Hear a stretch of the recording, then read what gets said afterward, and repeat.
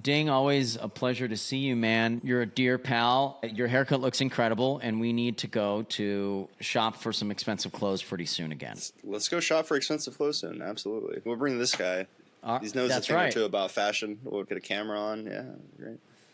Ding, with a background that runs from grinding pipeline in tech sales to launching corporate parody songs as the sales rapper, you have a distinct look at what makes B2B marketing actually convert. Ding, you founded EventShark on the reality that B2B events constantly leave their best content on the table, letting all that live energy vanish by Monday morning. You always say that event videos need to move pipeline, not necessarily win film festivals. How do you turn a physical B2B event into a content factory that moves pipeline instead of just making video that looks pretty but leaves money on the table? I think the number one mistake people make when thinking about content in the context of events is they don't reverse engineer. They don't start with what the event is about. You can't uncouple or unchain what your event content is from your actual event. So what do I mean by that? There's a couple of things to look at. One is your structure of your event, right? Is it a happy hour? Is it a user conference? Is it a presence at a larger event? How long is the event? Is it a couple hours? Is it a half day, full day, multiple day? So for example, if you're doing a happy hour and you're trying to shoot a master class of a 5-episode full series, it's probably not going to work out. No. You only got 3 hours at the venue. So in that case, what might be good is a recap video to promote future events, maybe get some attendee sound bites, street interviews and whatnot, take some photos for social content. And also another example of that, if you're doing a multi-day user conference and you have a bunch of sessions and panels and product roadmaps and training, capture that. That's some good content to get from that event. But also, one thing people always under-index on is what is the attendee breakdown? Who's going to be at your event? Because when we say make content B2B, oftentimes we're filming people.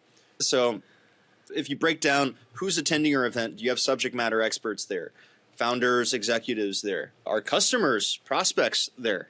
And depending on who's on site at your event, that will inform what kind of content, what subject matter in your content, and that will help you plan better. A lot of people aren't factoring this in. They're just like, we have a wish list. We want this, this, and that. But then when you actually compare that with their actual event, you're like, hey, these two things aren't possible. Yeah, the people that are there are not going to deliver on what you want. Yeah. I've seen you at a bunch of events. You go to larger format events, you go to smaller format events. I know there's not one good answer. Which one is better? What do you think in what you've seen works best? Is it the SASR with a couple thousand people that go, or the events that are smaller when it comes to actually building pipeline? Do the larger events still have a place in this world, or do we need to move into the smaller events? I've heard people answer in a bunch of different ways, and someone that goes to a bunch of events like you do. What's your take? So I think there's two parts to this answer. One, you asked, is there a best event type? If you would have asked me this a year ago, I would say no. All events are created equal and there's potential at every event. Honestly, that's not true. In reality, a customer event is the best. Why? We're in B2B. We sell high ACV, high LTV products and services to sophisticated buyers. It's an event for the people that have already bought into your product. Folks that are in your ecosystem, partners, customers, people that can intimately speak to the value of what you do.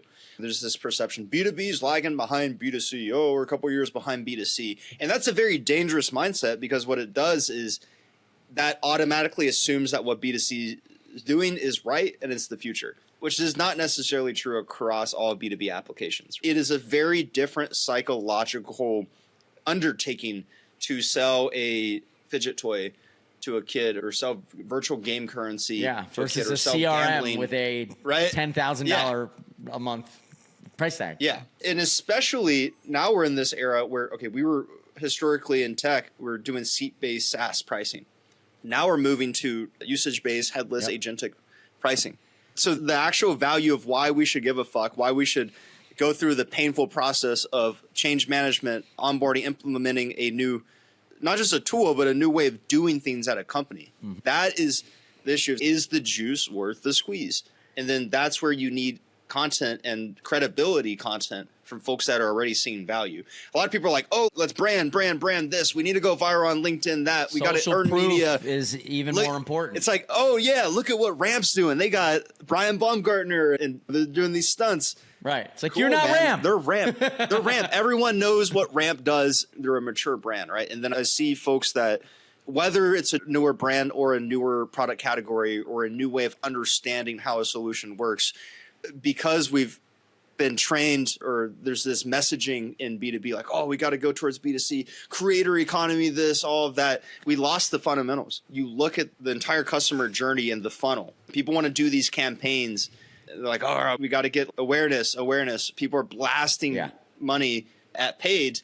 And then where are they sending them to? So we have these great social media presences and a lot of viral attention. Then you go to their website or their landing page. It's terrible, right? I see 20 different AI generated customer story blog articles that no one reads because no one trusts them. And that's where video is important. Why a customer conference is so good for making content. You can't fake getting a customer on camera saying good things about you, talking about their experience. You can't fake that. AI generated video, like we're still in that phase right now where it's uncanny valley. And it's going to be that way for decent enough time why people should care about doing this stuff the right way. I remember 18 months ago, you told me, I've got about 18 months left doing this job. Have you changed your opinion a little bit? Yes and no. I think we pivoted. So 18 months ago, I was making fun, entertaining, top of funnel videos. A lot of our production was more stunt based, more social clip first, right? Now what do we shoot? We're EventShark. Now it's mostly events. And then when it's outside of events, it's long form case studies, testimonials. We don't work with that many SaaS companies anymore. Right. A lot of AI companies now, but not as much traditional SaaS. That's right. Cool. Now it's still B2B, but a lot of logistics stuff. And we've seen a lot of success in what I call things in the physical world. Yeah. Cool.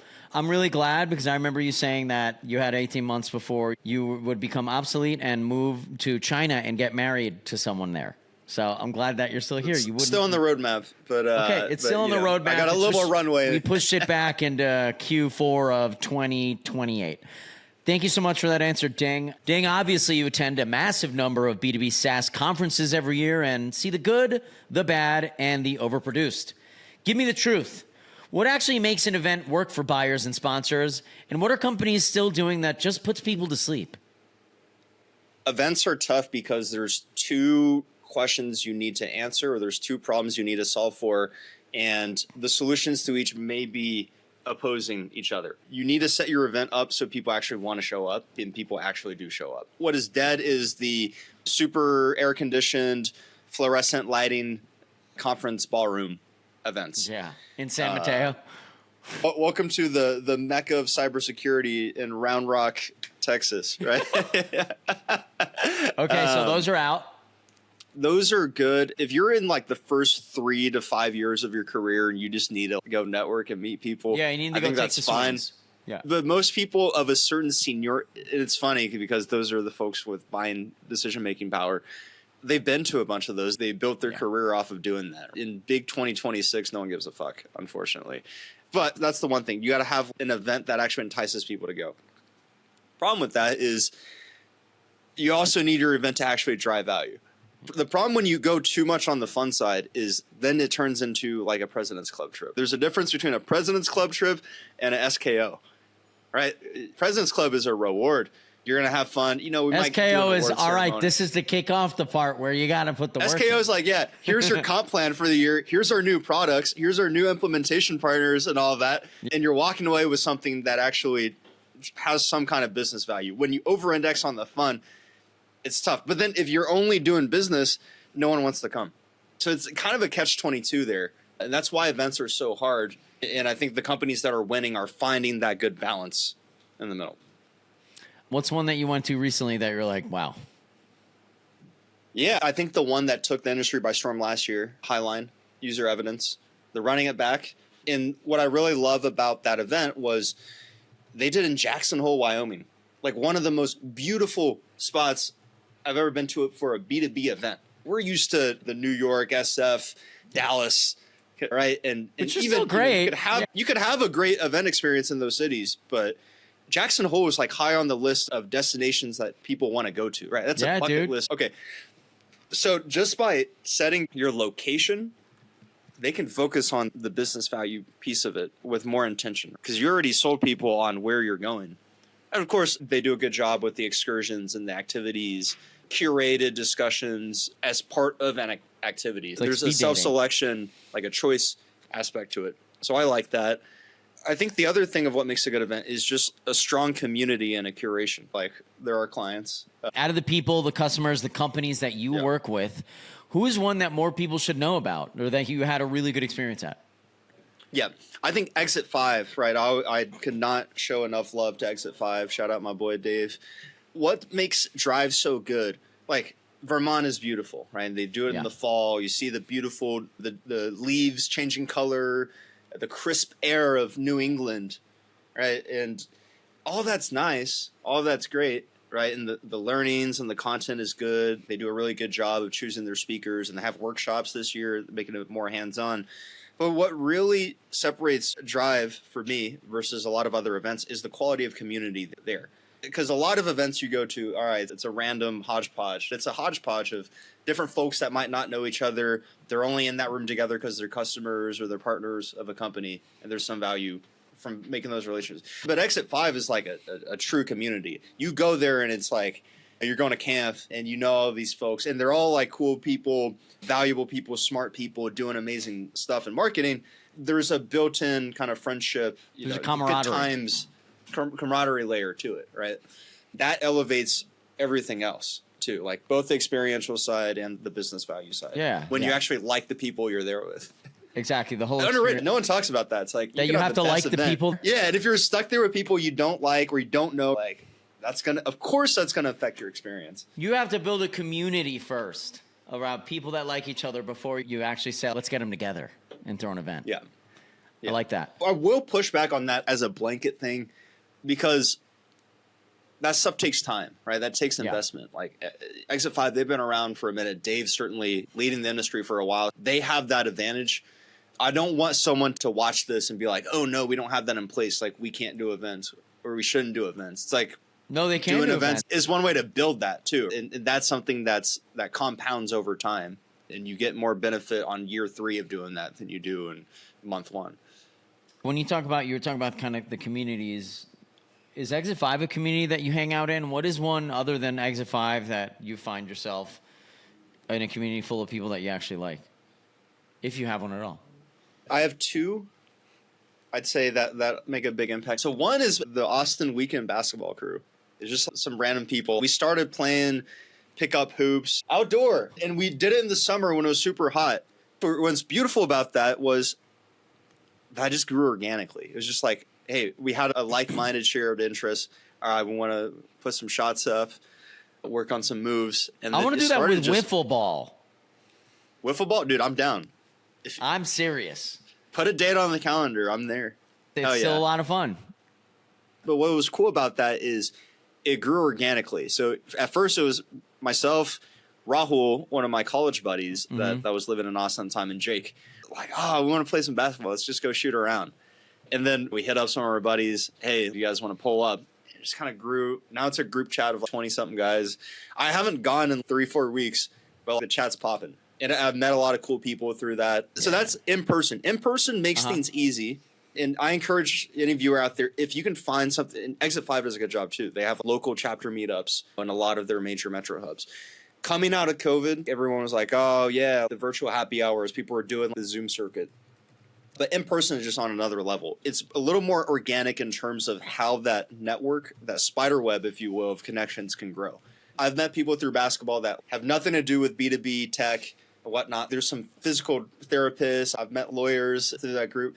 And it's just more holistic networking than like, here's your industry, you need business value, et cetera, right? The second community that I'm part of is an online freestyle rap server on Discord. So you know how Discord you can get these voice rooms. I just like freestyling. Like You've Clubhouse. seen me rap. It's like Clubhouse. Yeah. It's tech. It folded into that. I built like my freestyle ability off of Discord. For years and years, I was just in these small rooms. We'd have maybe 5 to 10 people in a room. And I actually led marketing for one of the servers called Royal Music Community, RMC. But what I love about that is like it's based off of a skill that you could practice in there. I've heard really good things. I don't cold call really anymore, but I know there's communities out there where SDRs will get together in a room and they'll hear each other cold call. And I think that's beautiful because that's the bullpen. In my boiler room days, like I'd get off a bad call. I'd struggle with an objection. Immediately, the senior rep to my left would be like, hey, I've been through that a million times. Here's how I would have handled that. I'm like, oh, yeah, live feedback in the moment. That's great. Yeah. I love that. So I think a community around a specific skill set where you can track improvement, that's really rewarding.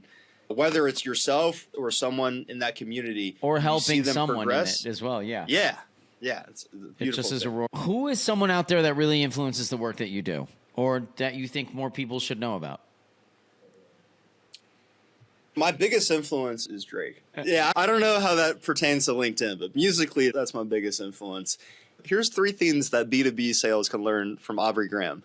What I like about Drake is, and he gets a lot of shit for this. People are always like, oh, man, you're just a wave rider. You don't stay true to yourself. No fucking shit. You can't, right? What happened to the guys that stayed true? T-Pain stayed true to himself.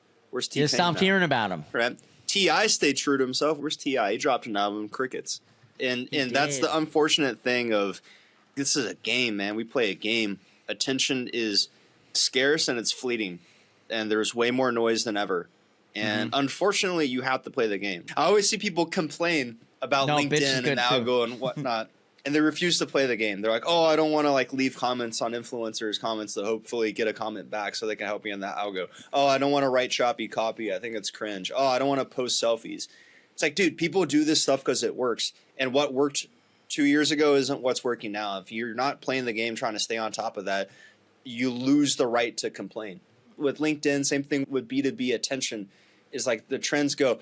If you weren't doing white papers and gated ebooks back in 2008, 2009, people are like, what are you doing, man? You're messing up. You're dropping the ball. Now you do that. People are like, what are you doing? It's the same thing. That's exactly it. So that's a lesson from Drake is like wave riding is not necessarily a bad thing. People hate on it because they don't want to do it.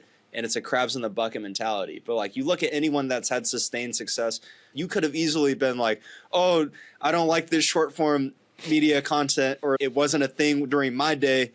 But not, your day doesn't have to have an expiration date. Right. You could have longevity. Zheng, that was enlightening. Thank you so much for joining us on AudienceLed Presents. I know our job here is to showcase subject matter experts out here in the B2B streets. You've got some experience in there, and a lot of people just heard about it. Thanks so much for joining me, man. Thank you, Brian.